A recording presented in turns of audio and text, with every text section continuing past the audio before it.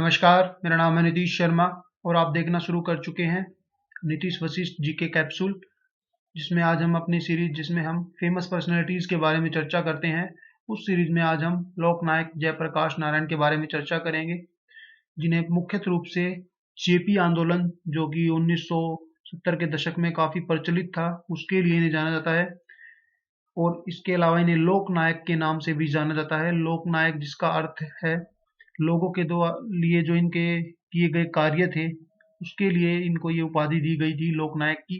ये एक Indian independence activist थे, पॉलिटिकल लीडर थे, और जो क्विट इंडिया मूवमेंट 9 अगस्त 1942 को गांधी जी के द्वारा शुरू की गई थी, उसके ये हीरो के रूप में भी माने जाते थे, hero of quit India movement. इनका नाम जयप्रकाश, जिसका अर्थ है विक्ट्री टू द लाइट। इनका जन्म 11 अक्टूबर 1902 को बिहार के काफी गरीब इलाके में सीत बदिहारा में हुआ था। इनकी काफी छोटी उम्र में ही शादी हो गई थी प्रभावती देवी के साथ। 1920 में इनकी शादी हुई। इनकी जो धर्मपत्नी थी प्रभावती देवी, शादी के समय मात्र 14 साल की थी, जो कि आगे चलकर एक प्रोमिनेंट फ्रीडम फाइटर बनी और गांधीयन प्रिंसिपल को फॉलो करती अपना जीवन व्यर्थ किया इन्होंने। जब इनकी शादी हुई तो उसके पश्चात जयप्रकाश जी पढ़ने के लिए यूएस चले गए थे, और जो इनकी पत्नी है वो गांधी जी की जो पत्नी थी कस्तूरबा बाई के साथ उनके जो साबरमती आश्रम जो इन्होंने स्थापना की थी उसी में उनके साथ रही थी, और इसी वजह से वो आज़ादी के आंदोलन में जुड़ी थी।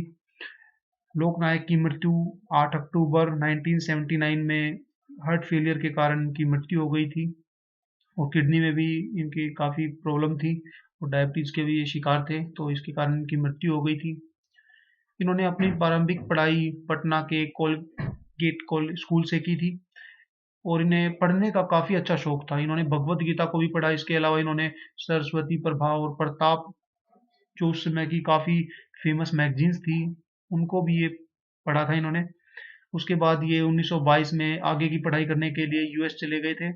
वहाँ पर इन्होंने अपनी जो ट्यूशन फी है उसको पे करने के लिए अलग अलग तरीके की जॉब की, जिसके कारण इनको ये पता चला कि जो वर्किंग क्लास होती है उसे किस किस तरीके की जो डिफिकल्टी फेस करनी पड़ती है, रेसिस्ट कमेंट्स होते हैं उनके खिलाफ। तो इस तरीके का, तो आगे चलकर इतनी डिफिकल्टी फेस करने के बाद भी इन्होंने जो अपना कोर जो सब्जेक्ट पढ़ने गए थे सोशियोलॉजी, उसको इन्होंने बिल्कुल नहीं छोड़ा, और वहाँ पर इन्होंने प्रोफेसर एडवर्ड रोस की गाइडेंस के अंतर्गत अपनी सोशियोलॉजी में जो अपनी पढ़ाई पूरी करने की। उसके पश्चात उसी दौरान ये जो कार्ल मार्क्स की जो थ्योरी थी, कम्युनिस्ट थ्योरी, उससे भी ये काफ़ी इन्फ्लुएंस्ड हुए, और धीरे धीरे ये मार्क्सिस्ट थ्योरीज में इतना डीपली इन्वॉल्व हो गए कि इन्हें ये मार्क्सिस्ट और कम्युनिस्ट से रिलेटेड काफ़ी किताबें पढ़ने लगे। और भारत में जो एम एन रॉय, जो एक कम्युनिस्ट थ्योरी से काफ़ी पढ़ते थे और बुक्स भी लिखते थे कम्युनिस्ट थ्योरी पर, उनकी भी इन्होंने काफ़ी किताबें पढ़ी। इसके अलावा जो लेनिन, ट्रोट्स्काई और फ्लेकनोव एंड रोसा लग्जमबर्ग, जो कि तीनों ही कम्युनिस्ट थ्योरी को एक्सप्रेस करने वाले अपनी पुस्तकों के जरिए ये जो कम्युनिस्ट थ्योरी को प्रोत्साहन देते थे, तो उनकी किताबें इन्होंने बहुत सी पढ़ी। जयप्रकाश नारायण, इन्होंने 1974 के दशक में बिहार में एक स्टूडेंट के द्वारा चलाई गई मूवमेंट को इन्होंने लेड किया था, और जो आगे चलकर एक टोटल रिवॉल्यूशन मूवमेंट के रूप में उजागर हुई, जिसे जेपी मूवमेंट के नाम से भी जाना जाता है। इसी दौरान इन्होंने एक स्लोगन दिया था, सिंहासन खाली करो कि जनता आती है।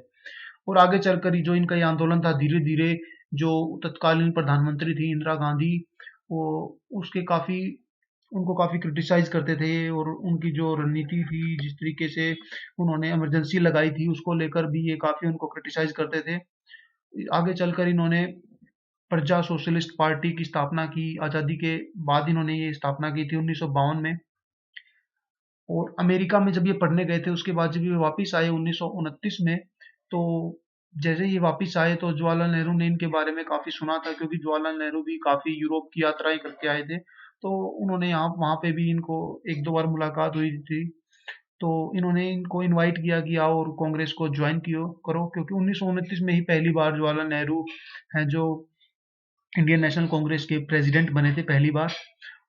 इस इनविटेशन को इन्होंने एक्सेप्ट किया और ये कांग्रेस में ज्वाइन हो गए। इसके बाद इन्होंने सिविल डिसओबीडियंस मूवमेंट में बढ़ चढ़कर भाग लिया, जिसके बाद ब्रिटिशर्स ने इन्हें अरेस्ट कर लिया और जेल में डाल दिया।